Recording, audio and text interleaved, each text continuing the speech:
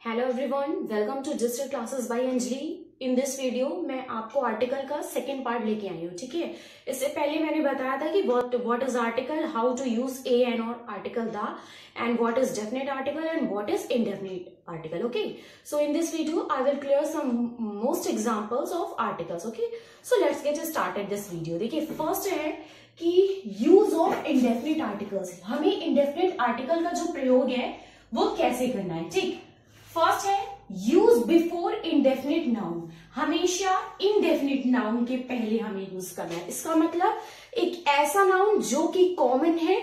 जैसे मैंने एग्जांपल दिया था कि आई सॉ अ गर्ल। अब गर्ल कैसी है, वो एक कॉमन वे में बात हो रही है, किसी भी लड़की के लिए बात हो रही है। एक पर्टिकुलर या एक स्पेसिफिक गर्ल की मैंने बात नहीं की। I am just talking in a very common way, so that's why I am using article ए।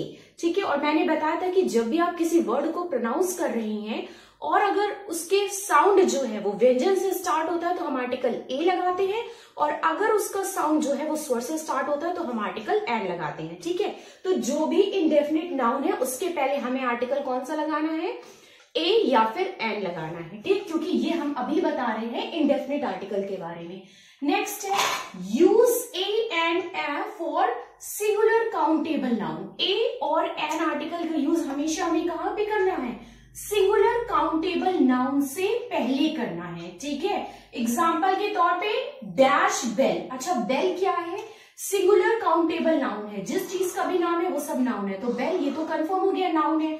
अब चूंकि ये काउंटेबल तो है लेकिन कैसा काउंटेबल है, सिंगुलर काउंटेबल नाउन, इसलिए अब हम या तो यहाँ पे ए लगाएंगे या फिर एन लगाएंगे। हमने जब प्रोनाउंस किया बेल, तो बेल अगर आप जब प्रोनाउंस कर रहे हो तो जो इसका साउंड है वो हिंदी के व्यंजन से स्टार्ट हो रहा है। इसका मतलब यहाँ पे क्या लगेगा, आर्टिकल ए लगेगा। वेरी गुड, यहाँ पे हम आर्टिकल ए लगाएंगे तो ये ए बेल हो जाएगा। नेक्स्ट एग्जाम्पल हम लोग देख लेते हैं। नेक्स्ट एग्जाम्पल हमारा है डैश एग। एग हमारा सिंगुलर काउंटेबल नाउन है। इसका मतलब या तो यहाँ पे आर्टिकल ए लगेगा या फिर यहाँ पे आर्टिकल एन लगेगा। ये तो कंफर्म हो गया। ठीक है, अब एग, जब हमने एग का प्रोनाउंस किया तो जो इसका साउंड आ रहा है वो ए आ रहा है। इसका मतलब ये क्या है, आपका स्वर है। जब इसका साउंड स्वर आ गया तो अब हम यहाँ पे आर्टिकल क्या लगाएंगे, एन लगाएंगे। वेरी गुड, तो यहाँ पे हमने आर्टिकल एन लगाया।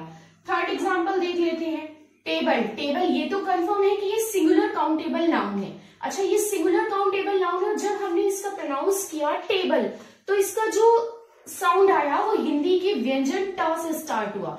इसका मतलब अब यहाँ पे कौन सा आर्टिकल लगेगा, ए टेबल लगेगा। ठीक है, वेरी गुड, तो यहाँ पे अ बेल, एन एन और टेबल। ठीक, तो हमने पहला रूल देखा कि हमेशा हमें इनडेफिनेट नाउन के पहले ए या फिर एन लगाना है। सेकेंड रूल, जो भी सिंगुलर काउंटेबल नाउन होगा उसके पहले या तो आर्टिकल ए लगेगा या फिर आर्टिकल एन लगेगा, according to your pronunciation. If your word when you will speak any word, yeah, when you will pronounce any word and that sound is starting with Hindi स्वर, so आप article वहां पे N लगाओगे, और अगर वो हिंदी के व्यंजन से स्टार्ट हो रहा है तो आप आर्टिकल ए लगाओगे। ठीक, थर्ड रूल कहता है a word beginning with countable noun. हमेशा अगर कोई भी वर्ड जो है वो काउंटेबल नाउन से स्टार्ट होता है तो उसके पहले हम क्या लगाएंगे, इंडेफिनिट आर्टिकल, या तो ए या फिर एन। जैसे यहाँ पे है डैश बुक, ये तो पता चल गया ये हमारा काउंटेबल नाउन है।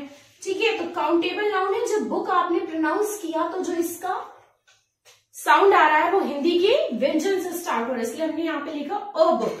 Next example university.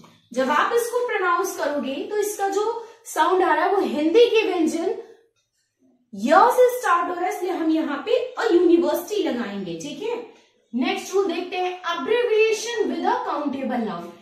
सारे एब्रिविएशन की बात नहीं हो रही है, एक ऐसा एब्रिविएशन जो कि स्टार्ट हो रहा है किससे, काउंटेबल नाउन से स्टार्ट हो, क्योंकि कुछ एब्रिविएशन आपके अनकाउंटेबल भी होते हैं, बट यहाँ पे हम उन्हीं एब्रिविएशन के पहले ए या फिर एन लगाएंगे जो कि काउंटेबल नाउन हो। ठीक है,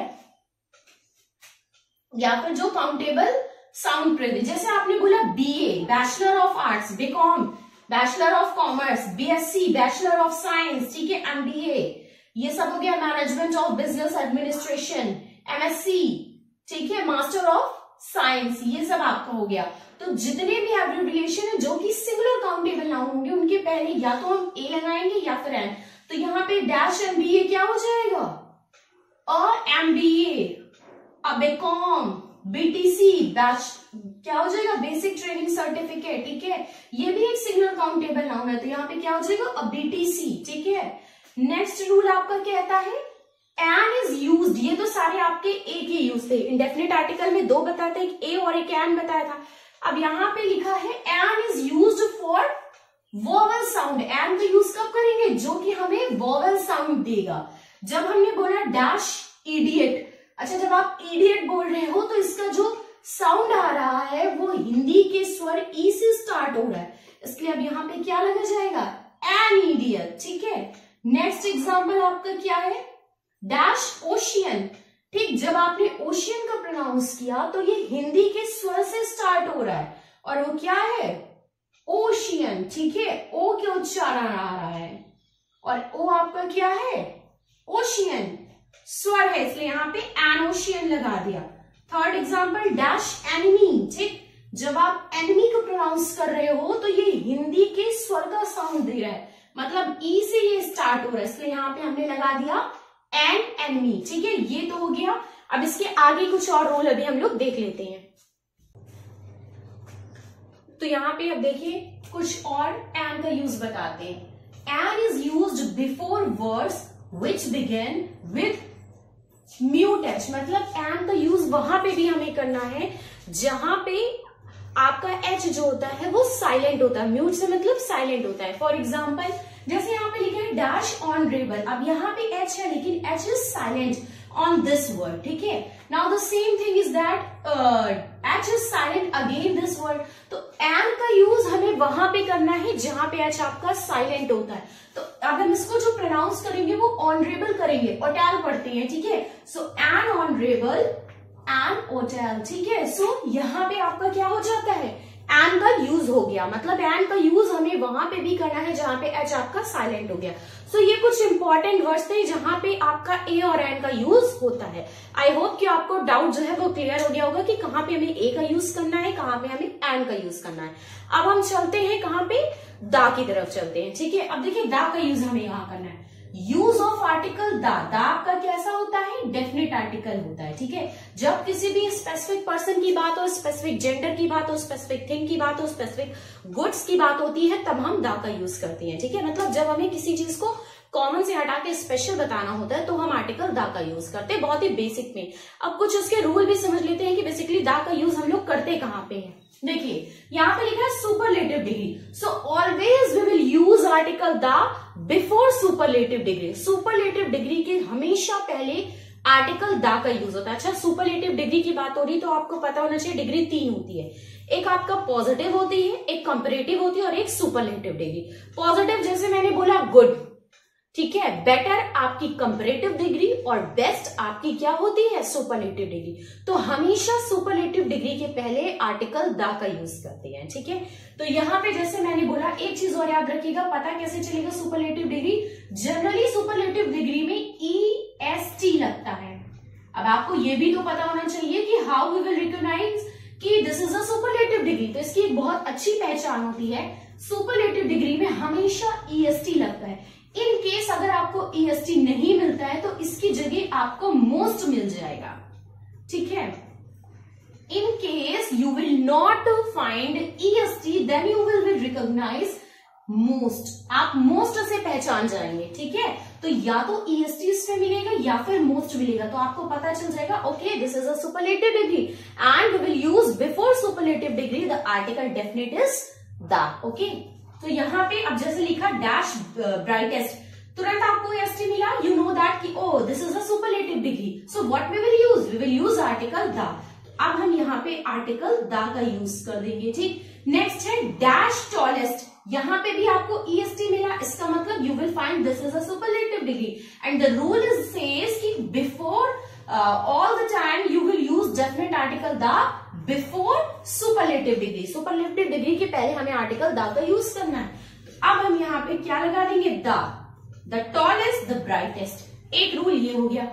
नेक्स्ट रूल है हमारा इनहैबिटेंट्स ऑफ कंट्री का कलेक्टिव, मतलब जब किसी देश के निवासियों का नामकरण करना होता है, कि सामूहिक रूप से बताना होता है ये फलाना देश के निवासी, उसके लिए हम लोग क्या करते हैं, आर्टिकल द का यूज होता है। जैसे मैंने बोला डैश इंडियंस, कहाँ है, अब मैंने बोला द इंडियंस, इसका मतलब हमें बताया था ये भारतीय, तो जब अब भारतीय बोला इसका मतलब जितने भी भारत के लोग आ जाएंगे वो सब क्या कहलाएंगे, भारतीय कहलाएंगे।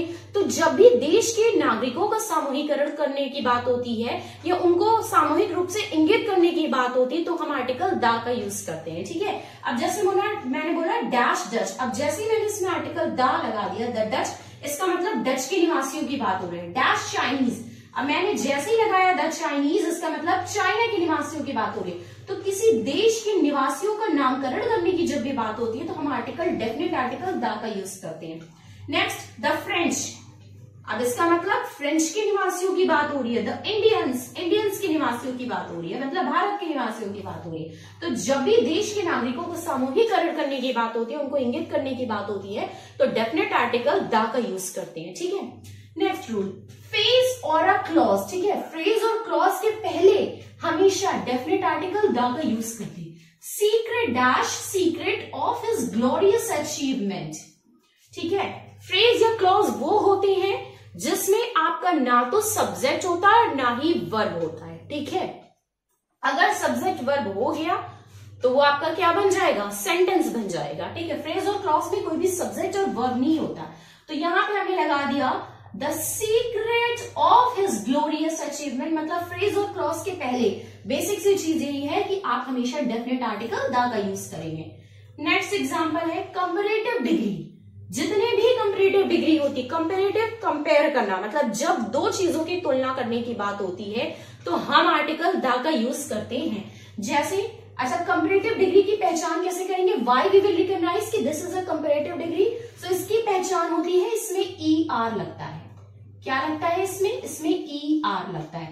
इन case you will not find any word is E R, तब आप क्या ढूंढोगे, वहां पे आप मोर ढूंढोगे। क्या ढूंढोगे आप, मोर ढूंढोगे। जनरली आपको कंपैरेटिव डिग्री में ई आर मिल जाएगा, बट अगर आप in any case E R आपको नहीं मिलता उस वर्ड में, तब आप मोर ढूंढोगे। कंपैरेटिव डिग्री में हमेशा दो लोगों का कंपैरिजन होता है। अब यहाँ पे आपको ई आर मिला डैश अर्लियर, तो यहाँ पे हम कौन से आर्टिकल का यूज करेंगे, definite article the. Dash higher, definite article the का यूज किया तो the earlier the higher. Now the next example is dash better, this is a comparative degree and the rule is saying कि always we will use article the before comparative degree, so we will use article the better. Now the next is, अब यहाँ पे हमें er नहीं मिला, हमें क्या मिला, more, और अभी मैंने बताया कि अगर er आपको नहीं मिलता तो आप किसका यूज करेंगे, more का। so again we will use article the more, so ये आपके आर्टिकल द के यूज हो गए।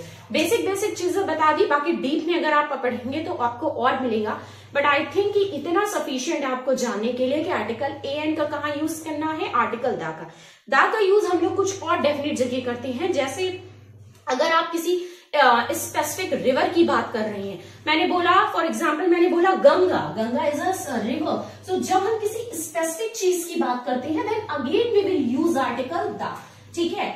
नॉर्मली ए एन का यूज आपको समझ में आ गया, द जैसे आपको स्पेसिफिक रिवर की बात हो गई। स्पेसिफिक पर्सन की बात जब आप कर लेंगे तब आप आर्टिकल द का यूज करेंगे। तो जहां पे भी किसी चीज को आपको स्पेशल दिखाना है, डिफरेंट दिखाना है, स्पेसिफिक दिखाना है, then always we will use the. अब मैंने जैसे बोला, अगर मैंने एग्जांपल दिया रिवर, अब मैंने बोला रिवर, ठीक, जब हम रिवर की बात करते हैं, जैसे मैंने बोला डैश गंगा, ठीक, तो अब मैंने यहाँ पे रिवर को स्पेसिफिक कर दिया कि कौन से रिवर की बात कर रहे हैं, गंगा, तो अब यहाँ पे द गंगा आ जाएगा, ठीक है। द डैश यमुना, अब मैंने यहाँ पे यमुना की बात, इसलिए मैं आर्टिकल द का यूज कर रही हूं, तो द गंगा द यमुना।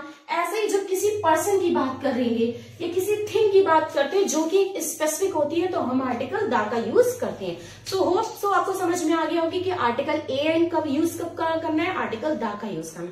एक और एग्जांपल से समझ लीजिए, आर्टिकल द आप वहां पे भी यूज कर सकते हैं जिस चीज को आप भी जानते हो, मैं भी जानती हूँ, और कोई तीसरा पर्सन भी जानता हो, ठीक है। आर्टिकल द का यूज आप वहां पे भी कर सकते। देखिए लास्ट रूल हम लोग और देख लेते हैं कि प्रॉपर नाउन, हमेशा प्रॉपर नाउन के पहले भी हम आर्टिकल द का यूज करते हैं, ठीक है। प्रॉपर नाउन के पहले आर्टिकल द का यूज करते हैं। जैसे मैंने बोला डैश ग्रेट अशोक, अब अशोक क्या है, एक महान, मतलब अशोक एक नाम हो गया, और नाम क्या होता है आपका, प्रॉपर नाउन हो गया, ठीक है। अकबर क्या हो गया, प्रॉपर नाउन हो गया। तो हमेशा प्रॉपर नाउन के पहले आर्टिकल द का यूज करते हैं। तो डैश ग्रेट अशोक, तो यहाँ पे आर्टिकल हो जाएगा द ग्रेट अशोक, ठीक है। डैश ग्रेट अकबर, तो यहाँ पे हो जाएगा द ग्रेट अकबर, ठीक है। तो मतलब कि जितने भी प्रॉपर नाउन होते हैं उसके पहले हम आर्टिकल द का यूज करते हैं, ठीक। नेक्स्ट एग्जांपल है common noun that are unique, एक ऐसे कॉमन नाउन जो कि यूनिक होते हैं, मतलब वो नॉर्मल नहीं होते हैं, ठीक है। सो यहाँ पे लिखा है dash earth moves around dash sun, इसका मतलब अर्थ आपका यूनिक है, सन आपका यूनिक है ये आपका कॉमन नाउन, लेकिन क्या है, ये यूनिक है। तो हम यहाँ पे लिख देंगे the earth moves around the sun, ठीक है। And dash moon is a satellite, तो यहाँ पे मून क्या है, कॉमन नाउन है, ठीक है। तो कॉमन नाउन जब आपका यूनिक होता है तो यहाँ पे हो जाएगा द मून, ठीक। The moon is a satellite, ठीक। ये आर्टिकल आ का यूज हो गया, आर्टिकल द का यूज हो गया। तो यहाँ पे आपका टॉपिक कंप्लीट हो गया कि आर्टिकल ए क्या होता है, आर्टिकल एन क्या होता है, आर्टिकल द का यूज कहाँ करते हैं, ए और एन का यूज करते हैं कॉमन पर्पज से, द का यूज डेफिनेट पर्पज से करते हैं, ठीक है। Thank you to all for watching this video.